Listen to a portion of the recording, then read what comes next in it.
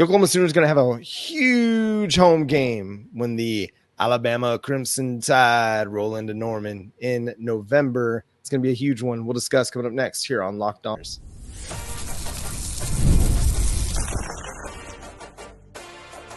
You are Locked On Sooners, your daily podcast on the Oklahoma Sooners. Part of the Locked On Podcast Network, your team every day. The Oklahoma Sooners get the benefit of the Alabama Crimson Tide coming to Norman this year. Next year, we'll have to go see Roll Tide Roll in Tuscaloosa. This is a fascinating game. My goodness. A little bit of the shine rubbed off whenever Nick Saban retired, but I don't think too much because Kalen DeBoer is a fantastic head coach. Yep. And he's won at Fresno State. He won at Washington. And now has a chance to do some things with Alabama. And while Nick Saban is retired, Nick Saban is still in the building. He's still around the program.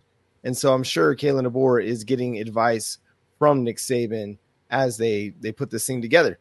It's going to be a really talented roster. Jalen Milroe is a really good quarterback and now gets to work under Kalen DeBoer. So I look at this team and it's easy to maybe downplay what Alabama's capable of, Jay, but it still feels kind of like Alabama. Yeah, the fascinating thing about DeBoer coming here, as you mentioned, he's had success at every stop that he's had. I mean, I know his coaching record is ridiculously high for someone that's been coaching for a good 6-7 years. I don't even think he has double-digit losses in his career so far. He was in FCS for a long time, and he's crushing it at the FBS level. Exactly, and so the big thing is, and it's no shade to Washington, he's going to a team with probably the most talent he's ever had in just one place. I mean, the blue chip ratio says it all, right? There's more blue chip ratio here this year than it was at Washington last year. And so now the Milroe piece is where I'm the most intrigued. He did a fantastic job with Michael Penix, but it took 2 years to really get to that point, right? I'm wondering if it'll take an additional year for Milroe to really settle in with him and go, because Milroe is he's very athletic and he's got a strong arm. His problem has been placement, really, and holding the ball a little bit longer than he needs to. I wonder if they can break that with him on this first year. And, of course, the good thing is by the time we see them at this point in the season, we'll know what Alabama is. We'll know exactly who they are, what to prepare for, and all of that. So I'm kind of intrigued at what things look like with Milroe. Do you think it's going to take them a year, or can they make it happen this coming season?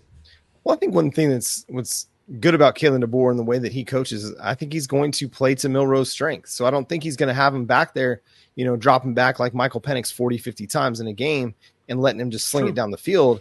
Obviously, that'll be a part of their passing offense, but he's going to utilize quarterback run. He's going to utilize the read option game to take advantage of Alabama's offensive line, take advantage of Jalen Milroe's athleticism and running ability, and Alabama's running backs and what they're capable of. So, I think he'll have a better passing season than what he did last year, which, last year he was really good.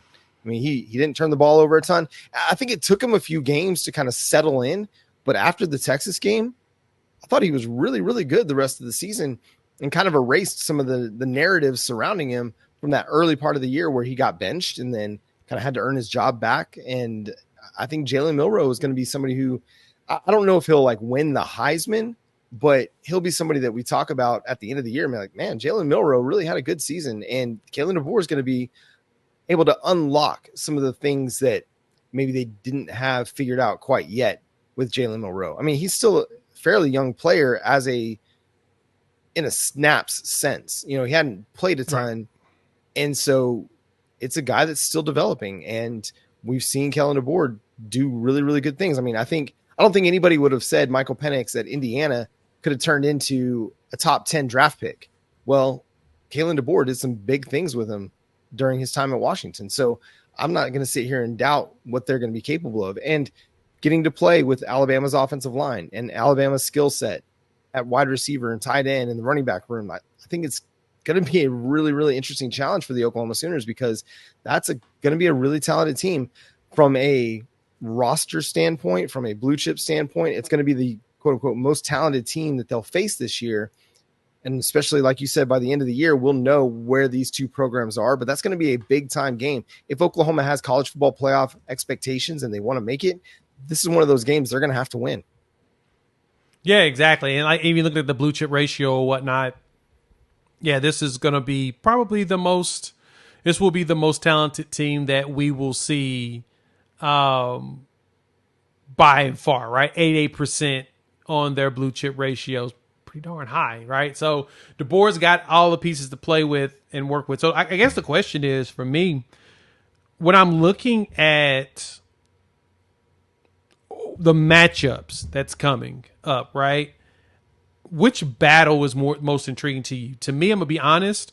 You would think it would be trenches. I'm intrigued by the linebackers going up against that running back room, right? Bama's infamous for always having some backs. And I'm ready to see what these linebackers do against that running back room. What do you got? What do you think? I mean, that's kind of where I was thinking when you started asking the question, because and to take it a step further, I think throw in Jalen Milroe. So Danny Stutzman versus Jalen Milroe is going to be the key matchup in this game, because the quarterback run game is going to be a big part of it. And what he does at the line of scrimmage and what the offensive coordinator for Alabama does, Kalen DeBoer, the adjustments they make versus Brent Venables and Zach Alley and Danny Stutzman and the adjustments they make, all of that's going to matter. And Stutzman is going to have several opportunities to bring down Jalen Milroe. That'll tell the tale a lot of times, especially in short yardage situations. I wonder if they bring Kinnick in to spy in that game, right? Mainly because of the speed. Like you said, Milroe's a fast dude, very athletic, and when he gets going, he is borderline gone. But if you can get Kinnick, if it's all clicked in Kinnick's mind and he's starting to get to that Stutzman status as far as his ability, and you put him out there and he's just out there spying and following the fast dude, he just burst on the scene and go after him. That may be a solid strategy. Now, I'm not saying that, I just made this up. There's probably a very good chance that, Coach Alley has been thinking about this entire time, recognizing where his talent is in that room. But yeah, this is probably the moment. This is probably one of the games, probably one of the 3 games this season that Kinnick's really going to have an opportunity to shine, because he does have that specific skill set of being fast and being strong to where he could probably stand out compared to everybody else. It's going to be a very, very interesting and fun matchup. I think when everybody found out about the Oklahoma Sooners SEC move, getting Alabama to Norman, I think was top priority among any program across the conference. Getting Alabama in Norman was the one that everybody was looking forward to, and that's happening year 1. So it's going to be a fun time. No matter how Oklahoma season goes, when Alabama rolls into town, you'll have a chance to either earn yourself a spot in the playoff or play spoiler to maybe Alabama's hopes of making the playoff, or both. You might be able to do both.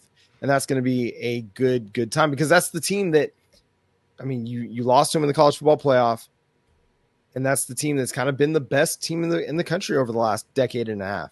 So even though Nick Saban's gone, it's a big measuring stick game for the Oklahoma Sooners football program.